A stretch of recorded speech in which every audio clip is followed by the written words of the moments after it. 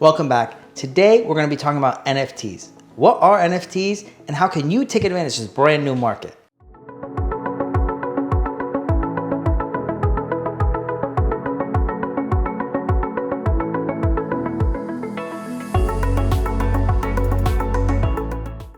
So today we have a special guest, Jezreel. Jezreel has actually been investing in NFTs for a very long time, and I've been looking at his portfolio, and it is very impressive the returns that he's been able to make in such a short amount of time. So Jezreel, can you tell us more about what are NFTs? Sure. NFTs are non-fungible tokens, which means they are digital assets that can only be seen through the metaverse or through your computer or your device. So this can be anything from artwork to music, digital sculptures, anything like that. So that all lives in the digital computer space, internet, metaverse. Awesome, awesome. And how did you start hearing about NFTs and what excited you about them? Sure. So a lot of people who got into NFTs first got into it through cryptocurrency and learning from cryptocurrency. And then from there, they just evolved into other digital means of value. So it moved from currency, which is the cryptocurrencies, into anything else that can be digitized as value. So this can be artwork, like I said before, and music and anything else. So generally, people who are interested in cryptocurrencies, they want something else to go with their digital assets. So that's where the NFTs come in. Awesome. Awesome. So what are some types of NFTs that are out there now, or what's kind of like the popular ones? Sure. The popular ones right now are usually people going on what's this app called OpenSea, a website called OpenSea. So people can post their digital art and anything else through there. But what is usually on OpenSea is anybody can post anything on it. So it's migrating now into what kind of licensed intellectual property can someone own as an NFT, which is where things are evolving into, and which is what I'm getting into more, instead of just whatever JPEG is popular at the time on OpenSea. So it sounds like OpenSea is kind of like a bazaar or like a flea market where anybody can make some type of digital arts or crafts and sell it. And if people like them, they buy it, they don't. And you're saying that there's this new group of NFTs, a new group of artwork that actually has... So they're licensed intellectual property. So with what this app I'm in is called VeVe, only get it through for an app to your device. They have intellectual properties from Marvels, from Disney, from Coca-Cola, even the United States Postal Service stamps are on this app. So transitioning from anyone can make and post anything JPEGs into what are tried and tested and true intellectual property that have spanned generations, decades, to move from for example, a Disney Steamboat Willie has recently dropped on VeVe. So that was Disney's first animation, has now turned into a digital asset that you can put on artificial reality, which is AR, like a virtual reality, but a step down from that. So you can put it in your room, put it in artificial reality and place it in there, and you can see it through your phone or your device. So it's progression like that that I want to get into and you are getting into. So that way, when the transition and mass adoption comes, we are ahead of the game. So what I hear you saying is that you prefer these kind of like blue chip NFTs, the stuff that's by Marvel, Disney, DC, Universal. I actually own a Back to the Future hoverboard. I own a Back to the Future car. And the exciting part about this is that these are licensed items from the companies. These aren't just standard NFTs that someone made from their home and they're trying to sell it for a lot of money. These are actually licensed items by Disney and Marvel that have a history. Actually, the ones I've been buying a lot of is edition 1 comic books. Edition 1 Spider-Man, Fantastic Four, and the Hulk. All of these comic books that I always wanted to buy as a kid. Now I own one, and there's only 30,000 available.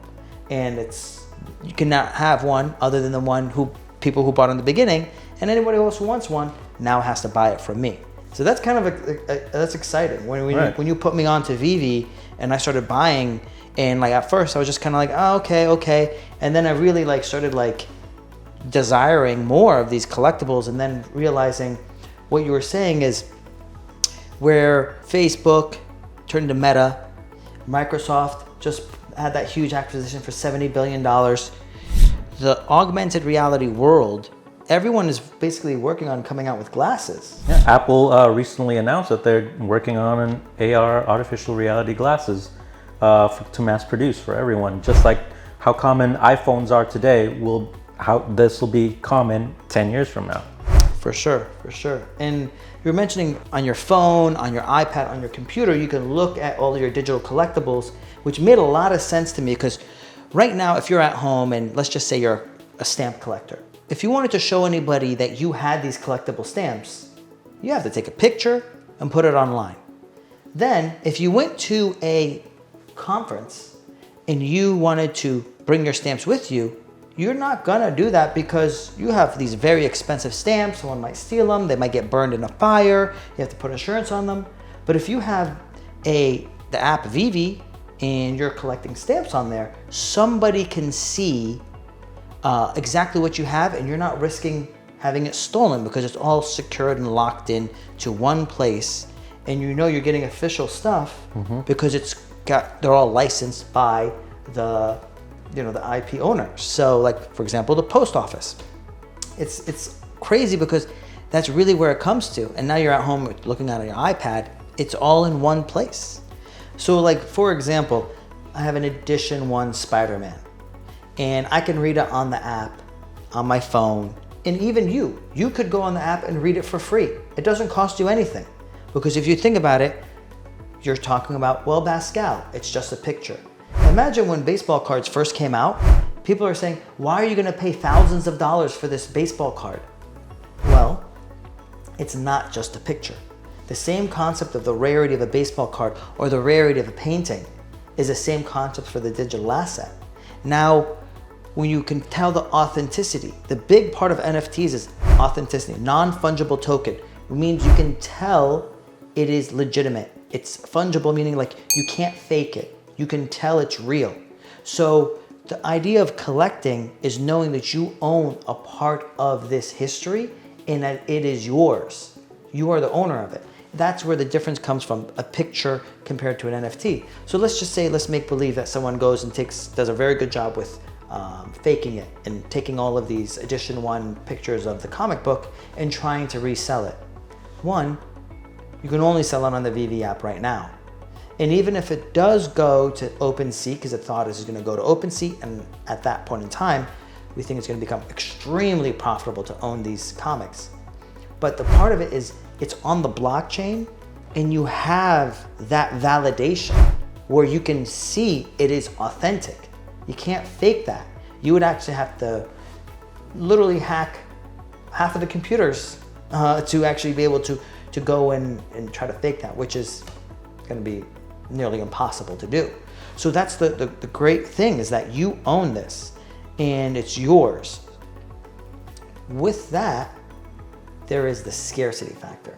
So tell us, when they're making these NFTs, how many are they usually making at a time? And how do you determine the different rarities? Like, how can you do a better job than, say, maybe someone else at home that's buying something when there's an investment in NFTs? Sure. So let's take, for example, the comic books that VeVe has released. They give a certain amount of editions that they're able to mint for each drop. Some drops can be 1,000 available, some can be 60,000 available. And from there, that determines it's a rarity with how much editions are being released for that specific cover or comic book. Also, from that, the way to know the scarcity of a certain comic is its mint number. Instead, because in the digital world, it's hard to show depreciation in terms of wear and tear for a certain NFT. Yes. So what they do is put a mint number. The smaller the mint number, the higher grade it is if you compare it to something that's physical. So lower mint numbers is more rare and less availability, I guess you'd say. Yeah, I think, so now I'm seeing where you're going with this. So in the app, when you're releasing comic books or art, they normally come out with about 5 variations, which is called common, uncommon, rare, ultra rare, and then it's secret rare. So in that aspect, they might come out with 30,000 comics, but of the 30,000, only 600 are secret rare. Now the secret rare division, that special cover, is in its basically own class, where you would have one that's $30 for a common one, but the rare could be $1,000. And that's giving it that price because there's only 600 and because of the demand. Then at the same time, within them, there's the numbers you're talking about. Because I always try to buy the lowest number comic book, which is, kind of to show, you really desire to own this and you're a diehard fan. So you actually end up paying more for these things. Now, when they come out and they're available to buy on the resale market, how do you determine which ones you should buy? Should anyone buy all the rare ones? Should they buy the secret rare? Should they buy the commons? What is a way that I can figure out what I want to buy? Well, part of the desirability of certain comics and certain releases on VeVe is all community based. So whichever community shows more desirability for a certain comic, certain cover, certain variant, well, the prices of those items will go up because more people will want to buy them. So you have to be in tune also with the community to understand which ones are valuable and which ones you should go after now before other people from that community come onto VeVe and want to get it. So you're saying basically you can, by buying the right comic book at the right time or right piece of art, right, like the Back to the Future car, by buying the right one, you have a better chance of making more money if you know what is desirable or what is currently undervalued based off of how desirable it is. Right.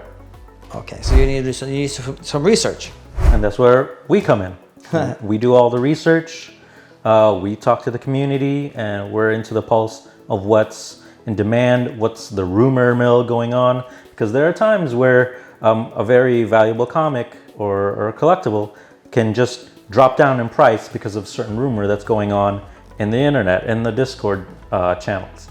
So that's where we come in, that's where we're at, sitting there, reading comments and doing research. It's awesome. So with this, I'm gonna go over kind of the numbers of it and what gives it such excitement. Currently, we saw significant returns on the comics that we bought, on the NFTs we purchased. So things like, again, the Back to the Future car, the hoverboard, Superman figures, NFTs. The items that were purchased between November to December, they've gone up between 200 to 1,000% on these items. The return is significant, and the reason that it continues to grow is because when they made first edition items, when they're making a collectible, they only make a finite amount, and there is people around the world that have interest in owning a portion of this. Right now, there is about 1 million users on one of the apps we're buying from.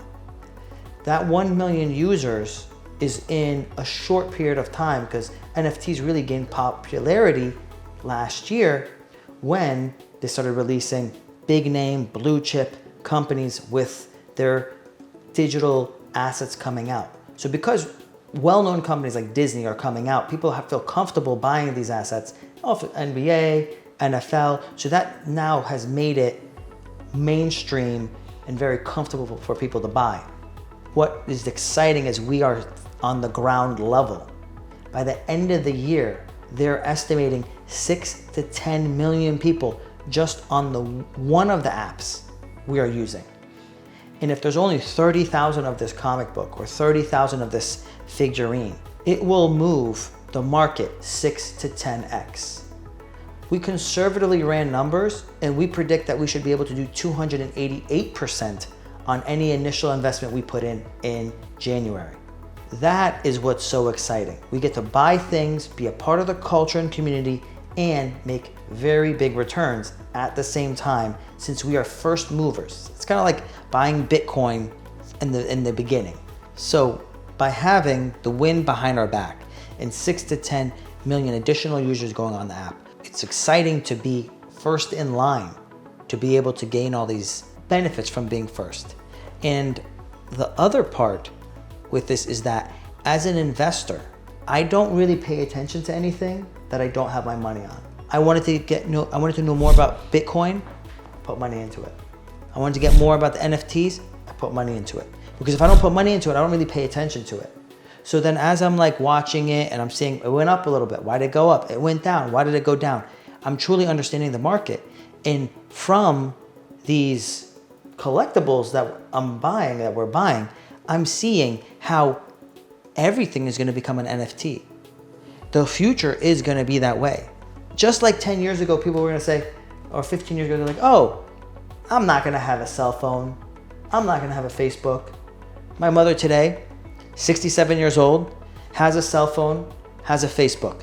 So these things are coming and the adoption isn't gonna be forced where some people are like, oh man, I'm gonna be made to get this. No one's gonna make you. What's gonna happen is when these NFTs go from just collectibles and then start integrating to everything else that's going on to our lives and we start wearing the glasses, you're gonna choose to wear the glasses because of all of the free things you're gonna be getting, all of the functional use you're gonna get from the glasses. You're gonna have these glasses on and in your room, you're gonna have a digital alarm clock, shows you the time. You're gonna hit the snooze. You're gonna be able to show you how to make breakfast in the morning because it'll show you all the ingredients and even show you as you're making it, the videos on how to do it. The functions of that is gonna be so great. And as Gary Vee said this, and he said it and it made a lot of sense to me. There's a lot of people out there today because the whole world's becoming digital and people can fake their identity. They can fake what they know, their resume. They can fake a lot of things. He said, employers are gonna go and check people's NFT accounts to see how real they are. Because you can see what a person owns, how long they own it. It's just like cryptocurrency. You can show how much is in your wallet. It can show and it can legitimize if someone's actually being accurate, if they're being real. And when you have that and you see everything is going towards authenticity, is it real? Wanting to know the truth. And this space, it's starting in a very fun way, and it's a very fun way to learn about NFTs. So if you don't invest, you're not gonna pay attention to it, and you're not gonna grow. So that's why I got into it too. So the rate of adoption for NFTs and cryptocurrencies are actually higher than the rate of adoption from when the internet and email was first initiated. So think of the change from that time, and then think of the rate of adoption, if it's more than that, for NFTs. You know what's so good about what you just said? It made me remember. Disney came out with this masterpiece line, right? And it has called the partner statue, which is Walt Disney holding Mickey Mouse's hand. So when we go to Disney, you'll see that big statue, Walt Disney holding Mickey Mouse's hand. And this is an NFT you can have. Now again, if eventually you'll be able to have it shown just by wearing the glasses. But if you don't, or prior to that, what you're gonna do is probably have little discs that's gonna show holograms of it. And you're gonna be like, oh wow, you have one of the rare partner statues if you're a diehard Disney fan. And you guys know, diehard Disney fans, they spend an obscene amount of money for their collectibles. Anyone that's into their thing will spend a lot of money for it. So when these statues first came out, November 9th, I think it was? It was November something, early November, yeah. Yeah. For Disney Golden Moments. Yes, $333 was the statue. $333. It's been about 2 months. In 2 months, Jezreel, how much is like the floor price? $25,000. It's $29,000 today.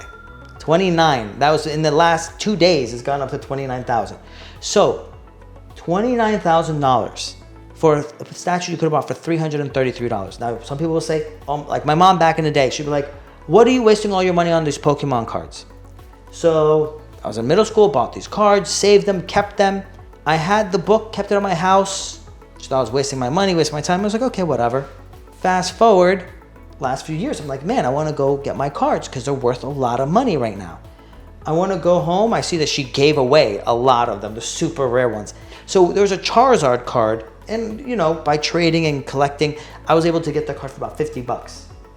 Fast forward today, it's $20,000 for that card. And I had many of those cards. So Disney moments, $333 statue, $29,000. Now that's crazy. Now this is the crazier part. They had made, I think, 4,333 of these statues. That puts the market share at $129 billion. I'm sorry, $129 million just for one statue, one NFT. Not all of the NFTs Disney has, just that one statue is $129 billion. That shows the power and legitimacy of what they're doing. In the total market share, with less than 1 year being open, is almost $2 billion on the VeVe app. 2 billion with a B. That is crazy. And the amount of money that's gonna come is a huge wave. And then once, what did you say, the Ethereum? You're right. So once the VeVe app migrates to an Ethereum-based blockchain with the IMX, then possibility of some of those NFTs being able to be sold on other platforms as well, like OpenSea, where there are a lot of people who have a lot of ETH and a lot of money in ETH can buy those collectibles, shooting the value up like exponentially. To rephrase what he just said, currently you can buy these collectibles with money, with dollars. You can't use cryptocurrency like Ethereum, where most of these NFTs are purchased. That's the type of currency that they normally are purchased with. So all of the ones you're hearing that are being purchased with for millions of dollars, they're actually using Ethereum, which the equivalent would be millions of dollars. So once that market opens up and that currency is able to be used to purchase these digital assets, the price is expected to skyrocket. So the potential for this to go from 6 to 10x moves to 50, 100x in the long term. So in the 5-year, 10-year projection, like the statue I just mentioned is likely to be $1 million for that statue. And so here's the crazy new world you're gonna be seeing. People are gonna pay money to rent that statue. That's why we're in it to begin with. Not just the increase in value, but once you rent them out, then it's like real estate.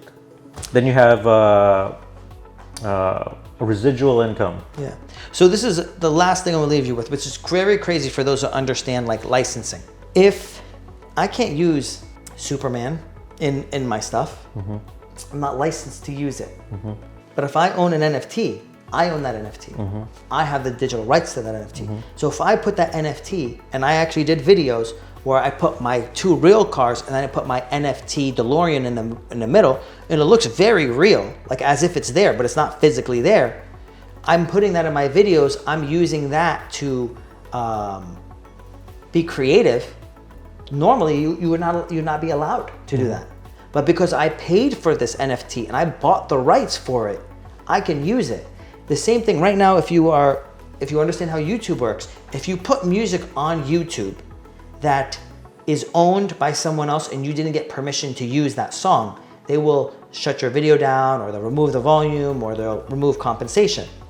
Well, if you bought an NFT version of the music, you own the rights to that song now.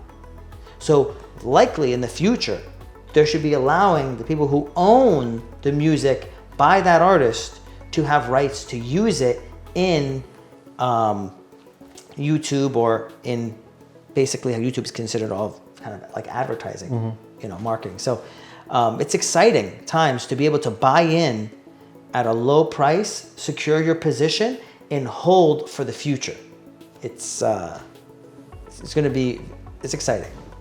So guys, thank you for joining us for our video today. We really appreciate him coming out. Thank you, Jez, for coming in and giving us all of your education and putting us on at the beginning on how crazy this market is gonna be. So for everybody that wants to learn more, just shoot us an email and we will get back with you with more information. We're going to be working on a fund where we can be purchasing the popular, fastest growing NFTs that are all blue chip, premium companies. So it's going to be exciting times. Have a great day.